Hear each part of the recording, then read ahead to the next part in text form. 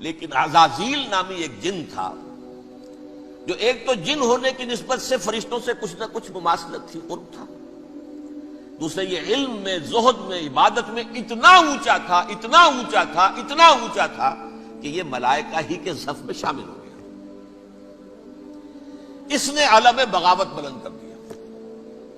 جب حکم دیا گیا کہ سجدہ کرو آدم کو،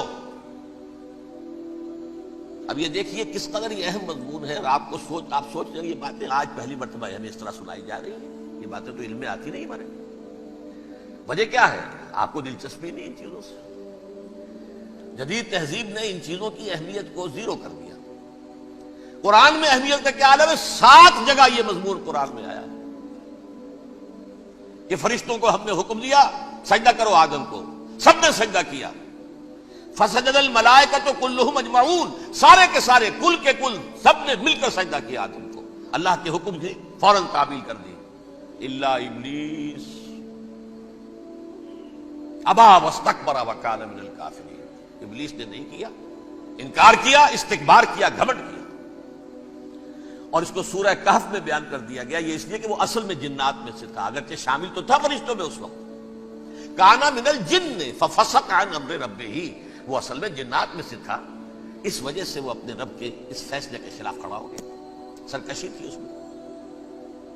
یہ معاملہ اتنا اہم ہے، اب آپ سمجھیے کہ 7 مرتبہ سورہ بقرہ، سورہ اعراف، سورہ حجر، سورہ بنی اسرائیل، سورہ کہف، سورہ طٰہٰ، سورہ صاد، 6 مکی صورتوں میں ذکر ہے یہ، اور 1 مدنی صورت سورہ بقرہ۔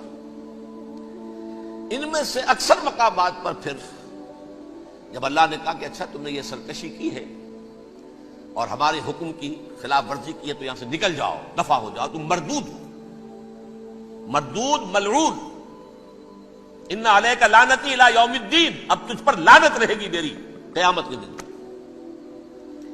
اس نے کہا اچھا پروردگار پھر مجھے ذرا مہلت دے دے، رب فانظرنی الی یوم یبعثون، قیامت تک میری زندگی طویل کر دے۔ فاذهب فإنك من المنظرین، کہہ دیا اچھا جاؤ، تمہاری یہ درخواست بھی ہم نے قبول کی۔ انہوں نے کہا پروردگار اب میں اس آدم کو بھی گمراہ کر کے چھوڑوں گا اور آدم کی نسل کو تباہ کر کے چھوڑوں گا۔ انتہائی شدید چیلنج کے انداز میں یہ قرآن مجید میں 4-5 مرتبہ مضمون آیا ہے۔ میں نے صرف 2 جگہ سے آپ کو کوٹ کر کے سنایا تھا۔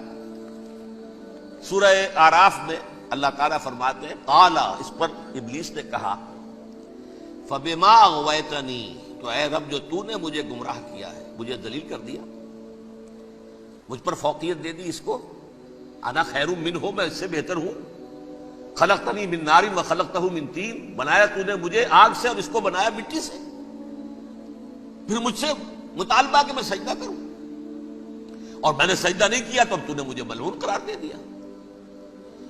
قال فبما اغویتنی لأقعدن لهم صراطک المستقیم، اب میں یہ نسل آدم کے لیے، اس کو برباد کرنے کے لیے تیری سیدھی راہ کے اوپر گھات میں بیٹھوں گا، سیدھے راستے پر چلنے نہیں دوں گا۔ ثم لآتینہم من بین ایدیہم، پھر میں ان پر حملہ آور ہوں گا، ان کے سامنے سے بھی، ومن خلفہم، ان کے پیچھے سے بھی، وعن ایمانہم، ان کے داہنی جانب سے بھی، وعن شمائلہم، اور ان کے بائیں جانب سے بھی، ولا تجد اکثرہم شاکرین، اور تو دیکھے گا کہ ان کی اکثریت تیری شکر گزار بندوں پر مشتمل نہیں ہوگی۔ یہ چیلنج تھا۔ اور ایک چھوٹا سا چیلنج جو سورہ صاد میں آیا ہے، اور یہاں تو اس نے اللہ کے جلال کی قسم کھا کر کہا قال فبعزتک لأغوینہم اجمعین، اے رب تیری عزت، تیرے جلال کی قسم ہے میں ان سب کو گمراہ کر کے چھوڑوں گا، الا عبادک منہم المخلصین، سوائے ان میں سے وہ کچھ لوگ جنہیں تو خالص اپنا بندہ بنا لے، جنہیں تو اپنا بندہ بنا لے، مخلص، مخلص نہیں، مخلص یہ مفعول ہے، فاعل نہیں ہے، جسے تو بنا لے۔ بعض لوگوں کو اللہ چن لیتا ہے، هو اجتباکم، تمہیں چن لیا ہے، استفاء، اجتباء، بس وہ بچیں گے جن کو تو اپنی خاص امان میں لے لے گا، باقی میں سب کو گمراہ کر کے چھوڑوں گا۔ یہ ہے اصل دنیا میں نوع انسانی کا ابدی دشمن۔